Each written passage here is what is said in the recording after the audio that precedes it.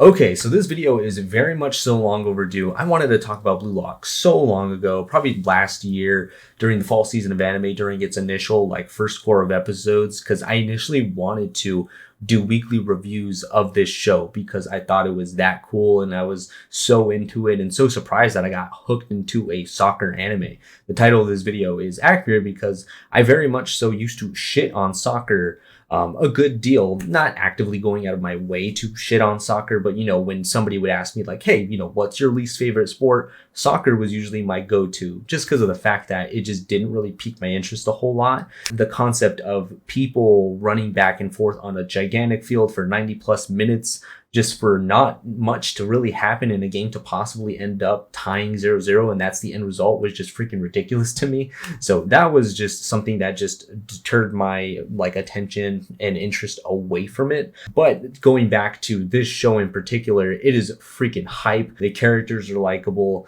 There's just a whole lot going on with it. I love the concept of it. It's a breath of fresh air. It steers away, like I said, away from a little bit more so what the cliche of sports anime usually is within kind of mostly high school setting ones. There's always, one player, something like that main character that's always like, hey, I'm going to be the best in the world or something like that. But the end goal there is usually always like, hey, let's get to nationals or whatever and let's win nationals. But for this show, it takes it to another level where these people want to be the best in the world. This character wants to be the best in the world. And it's not that unlikely to happen because of what happens within the show and the setting and the circumstances around what goes on within it, which is really cool. A lot of people compare this to be maybe a Squid Game-esque sports anime or something like that. But I personally have never seen Squid Game, so I can't really make the comparison. But for those of you who have seen Squid Game and watched the anime, you guys can make your comparisons there and see if that's accurate or whatever.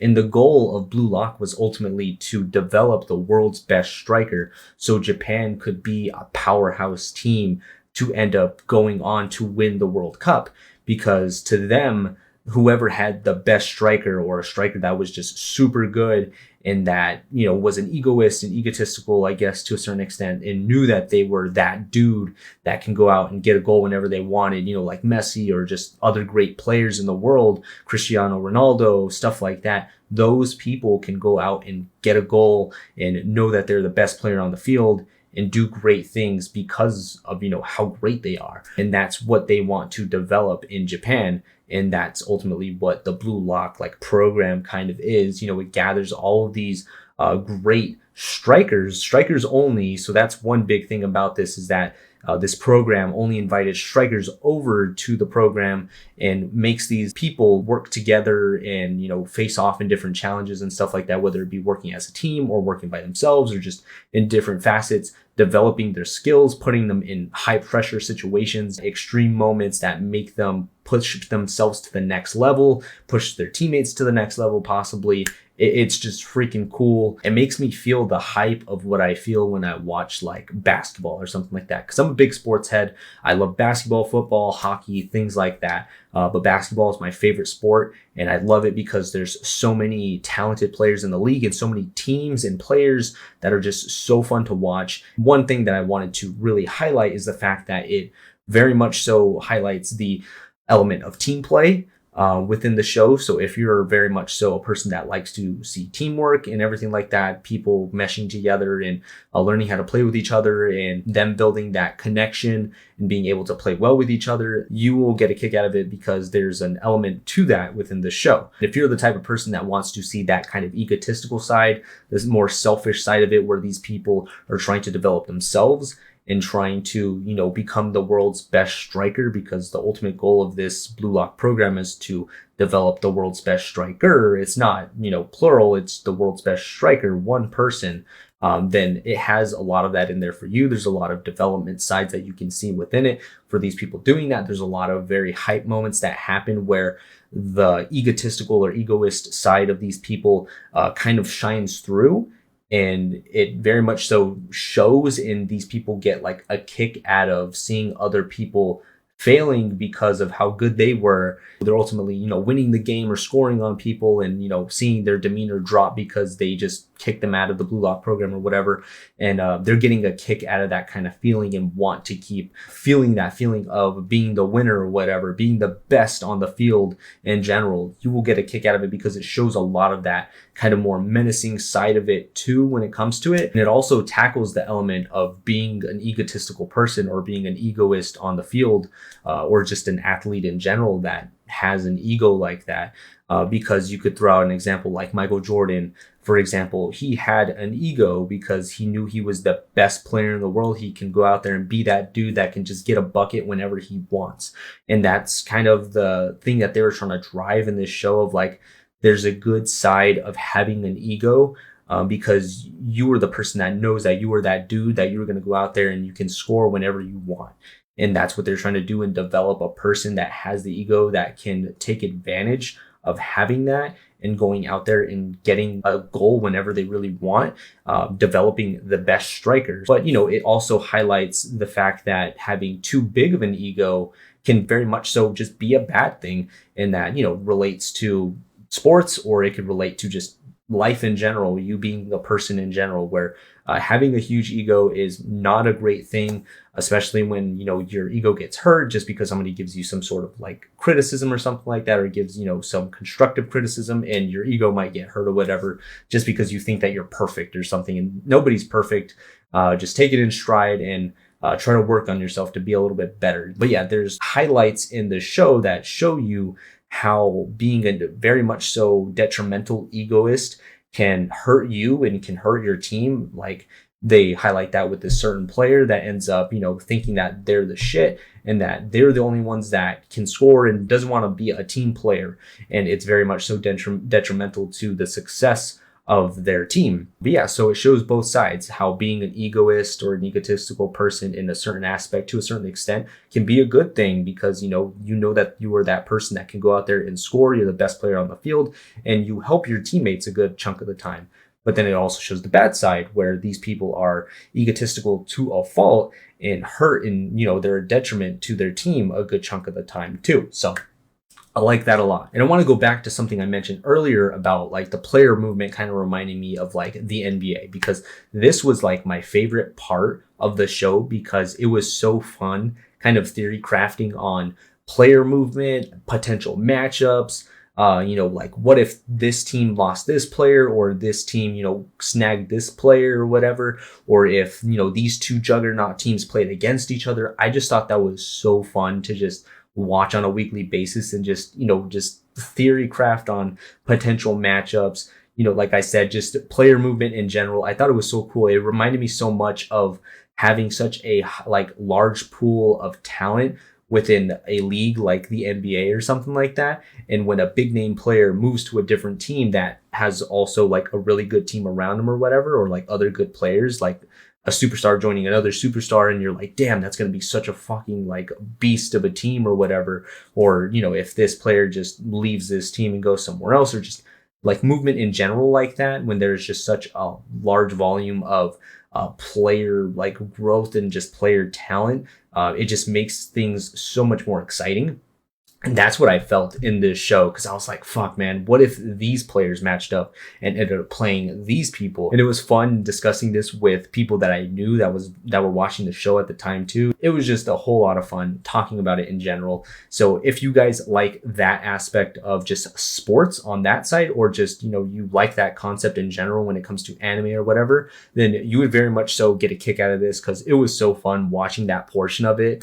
But yeah, let me move over to like character sides.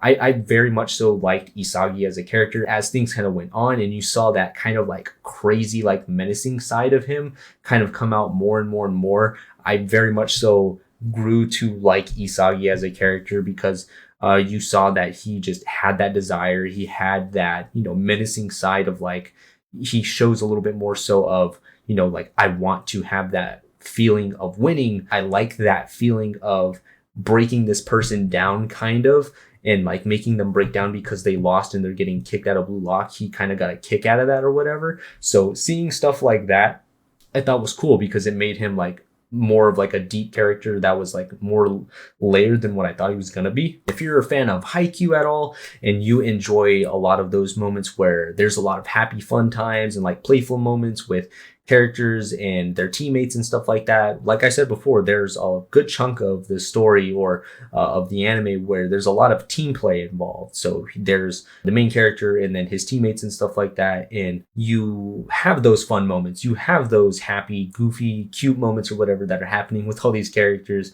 and you will grow to like some of the characters more than others and stuff like that because they're more goofy or whatever it may be, possibly. So if you like a lot of those moments, like you possibly get a lot of in like Haikyuu, for example, you will definitely like this show because there are a good chunk of those happy, fun moments within it. Not as much, but there are a lot of happy, fun moments because there's a lot of, like menacing parts of the story or just like intense moments within it too going on. But staying on topic with this, there's actually a Blue Lock additional time portion of every episode at the end of the episodes where they have little fun, playful moments happening with the characters, you getting to know a little bit more about them in a cutesy kind of way or like playful kind of thing. If you're not getting your, daily dose of, playfulness from the characters in the episodes, every episode or whatever, there's usually something going on at the end of the episode with the additional time that does happen. And, not everybody might be into that, and a lot of people might skip those portions of it, but it can get a little bit more important towards the end, maybe in like the second half portion of the Blue Lock additional times, where it gives you some good information on some other characters and kind of knowing what they're doing and stuff too, when you might not be super focused on them in the actual episodes. So don't skip every single one of those. I'd say in the second half of the Blue Lock additional times for those episodes, don't skip those because there's some important information that you will find helpful if you are interested in keeping up with like different parts of the story and stuff too. So I thought that was pretty cool that they implemented that within those. Jumping over to the OST, so like the soundtrack, I thought they did a great job of picking within it because they picked the music to match the moments and just elements of the story perfectly. I thought there was very, very like menacing moments that you would, or just like songs that they would choose that very much so fit the bill when it came to those menacing moments or those moments that gave you and made you feel uncertain. It was supposed to be like a very confusing or uncertain time within the show, or it gave you like a rock song or something like that when those moments that you needed to kick into high gear, or it was just going to be a very freaking hype moment or whatever that was about to happen.